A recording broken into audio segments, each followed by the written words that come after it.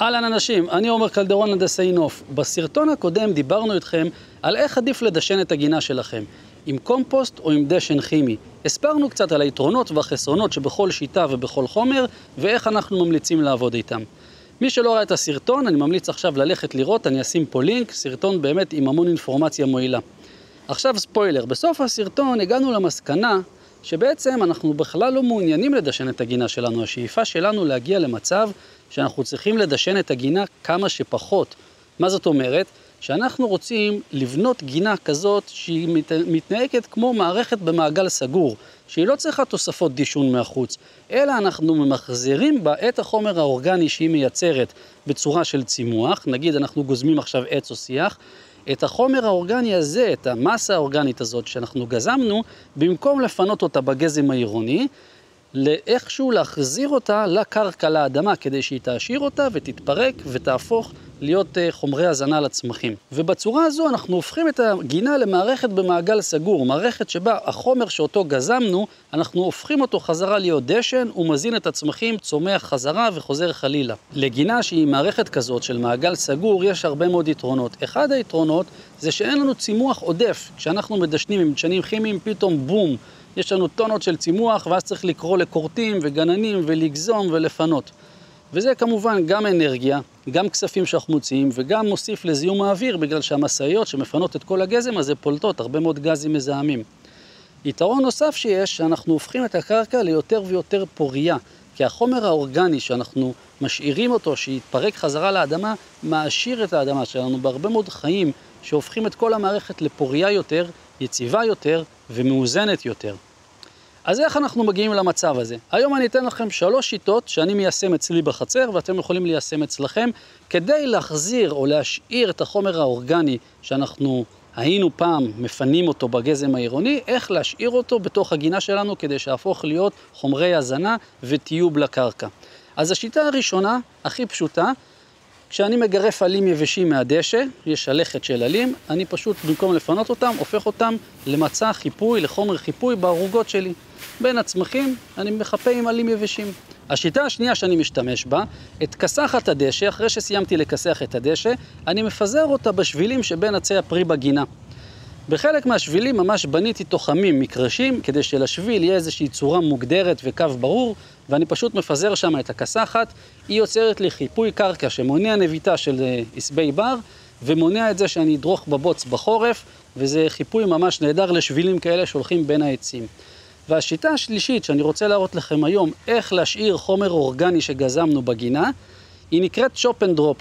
צ'ופ אנד דרופ באנגלית זה אומר לקצוץ ולזרוק, וזאת ממש השיטה.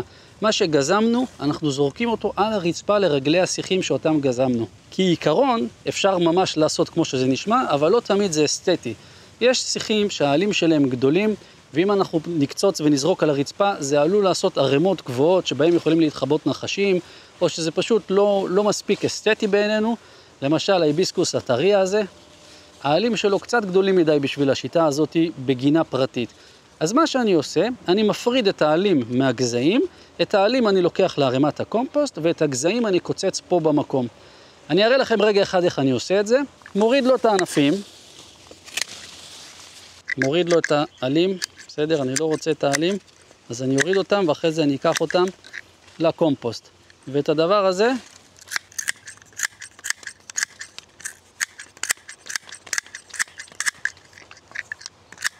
בסדר? 2 דקות סיימתי 2 ענפים, נשארו לי עוד 5 ענפים. דרך נוספת לעשות צ'ופ אנד דרופ בגינות, זה באמצעות מרסקת גזם. כמו זאת שיש פה לידי. עכשיו, זה לא מתאים לגינות עירוניות או גינות קטנות, זה לגינות גדולות יותר, שכבר נגיד 2 דונם ומעלה, שם משתלם להחזיק מרסקת גזם, או לגננים, שהלוואי שגננים בארץ היו מרסקים את הגזם שהם גוזמים בגינה, ומשאירים אותו ברגליים של השיחים להירקב ולהפוך להיות אוכל השיחים. עושים את זה במדינות אחרות, לא עושים את זה בארץ וחבל. אז אני רוצה להראות לכם איך עובדים עם המרסקת. יש לי כאן סיגלון שהענפים שלו הפריעו בדרך, גזמתי אותם ועכשיו אני ארסק אותם. בדרך כלל אני עושה את העבודה הזאת בחורף כשהעצים בשלכת, ואז אין לי את כל העלים הירוקים ואני קוצץ רק את העצה ונהיה לי רסק עץ יפה מאוד.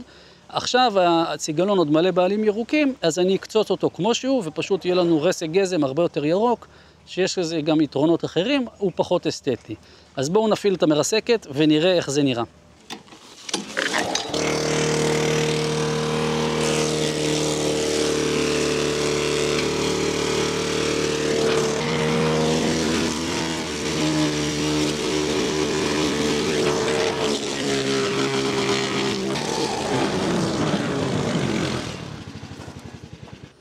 היום יצא לי הרבה חומר ירוק בגלל שגזמתי לצורך הדוגמה כשהענפים עוד ירוקים, אבל בדרך כלל אני עושה את העבודה הזאת בחורף אחרי שהעצים הפילו את העלים ויש לי רק את העצה.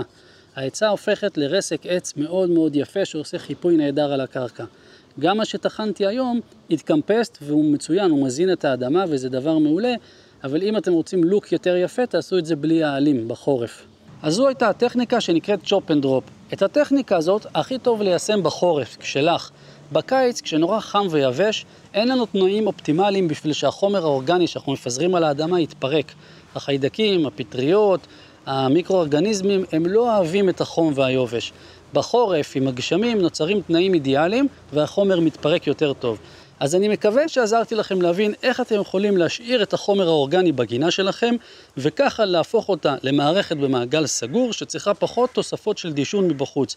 אני הייתי עומר קלדרון הנדסאי נוף, ניפגש בסרטון הבא. ביי.